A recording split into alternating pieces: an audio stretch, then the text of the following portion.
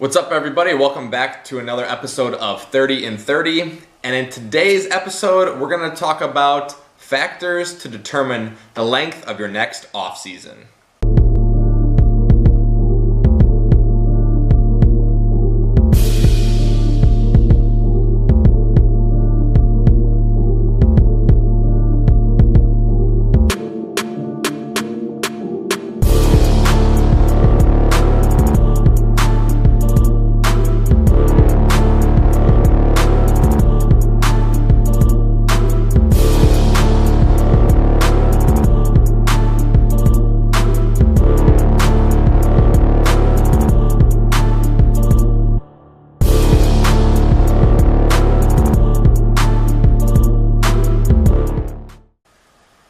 So you've just competed, or maybe you want to step on stage, but you don't know how long you should build for. Well, in today's video, we're going to review some factors for you to consider before stepping on stage.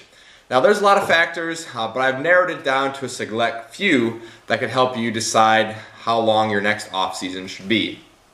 The first one I have written down is your age. So obviously, if you're a younger competitor, if you haven't been training as long, I would encourage you to take a little bit longer off season to build. So myself, for example, last time that I competed, which obviously was last year, I waited 3.5 years from stage to stage for myself to compete.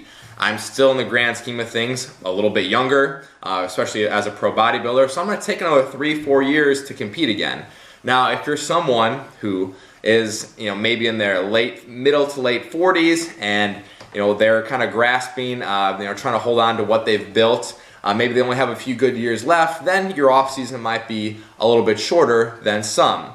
As I mentioned, years lifting is very important too, so that kind of takes age out of the question, but that involves your training age. So how many years have you physically been training for? So for me personally, I've been training about 7 years specifically for bodybuilding, just over 7 years specifically for bodybuilding. And in the grand scheme of things, that's about at an intermediate level. I would say over the 10-year mark, that's more advanced. Anything under that is more of a beginner type phase, anywhere from like 1 to 5 years, I would say, as beginner. So I'm at a more of an intermediate phase, which I feel like, once again, you could still get away with taking a little bit longer time off. Of course, the beginner stage, you could take a long time off as well, because you have your prime growth years ahead of you, really no matter at what age you are. That new stimulus for the first really 3 years, you're going to grow like a weed pretty much no matter where you are. Granted, there's other factors that could help you grow faster, yes, if you're younger and stuff like that, but training age is going to be a huge factor in determining how long your off season should be. Then up next is your category. So are you bikini, are you figure, are you bodybuilding, are you men's physique? And this is something that you always have to have in the back of your mind. So for example, for me, for a bodybuilder, you're going to want a long off season, especially, if you have to grow or if you have to put on more muscle as opposed to other categories, for instance, like bikini. So bikini, they're not looking for a ton of muscle. You could get away with competing, every year or every other year if you want. For bodybuilders, a lot of guys have to take a minimum of 2 years off, if not more, if they want to see progress. Kind of based off of that last one as well, category, how did you do at your last show? So I'll just continue to use myself as an example. I did fairly well this year, but I know in order to make the jump from getting 3rd, 4th, and 5th to getting 1st or 2nd, that I'm going to need more time off. If you're someone who just came off of a year, got their ass kicked, for lack of better words, you're going to want to take some time off. If you're scratching at the surface and these other factors, you feel like you could have a little bit shorter off season, then go for it. But I know, for example, myself, I know in order to make the next jump to the next level, so for example, when I made the jump from amateur to pro, I took 3 years off. From when I took, my first pro season to my next pro season, it was 3.5 years off. And I did okay, my first time around as a pro, but this time, obviously, I did much, much better. Up next, another factor that you want to focus on is how are your weaknesses, I guess, in regards to your category. So if you're a bodybuilder, for example, that has no legs, and it's going to take you some time to grow a pair of decent legs, it's not going to happen in 6 months, so you're going to have to take a significant time off. Now, if you're someone that doesn't have a lot of weaknesses, for example, then you could probably compete, multiple times, in a short span. But if you're someone that has glaring weaknesses and you're getting marked down for that, well, then you're going to want to take some time off and wait for those weaknesses to catch up.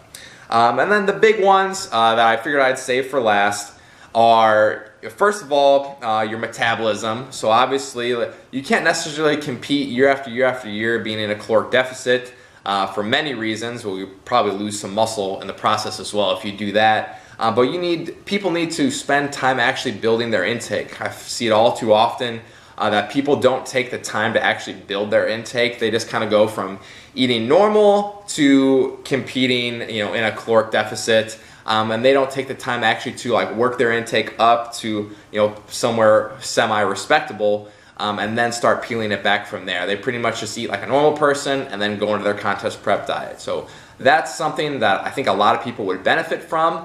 Those of you who do take the time to work on your intake probably can compete more often than not. Those of you who do not work on your intake, who just kind of eat regular and then decide to compete, probably should wait a little bit longer just because of the avenue taken.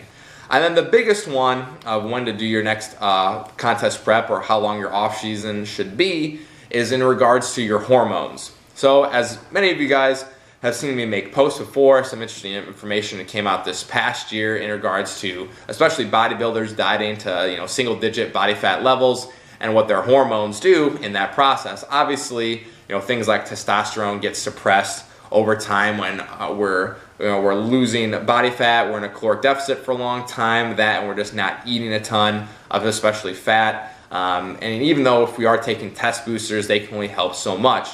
So, for example, I dieted, for 50 weeks this past season. I don't expect it's going to take 50 weeks for my hormone levels to return to normal, but it's literally going to take months. It'll take easily 6 months, so let's say half the time that I dieted for my hormone levels to return to normal.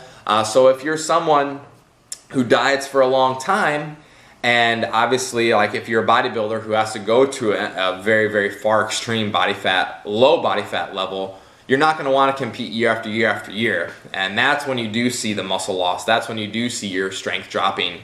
Frequently is when that happens because people don't take their hormones into account.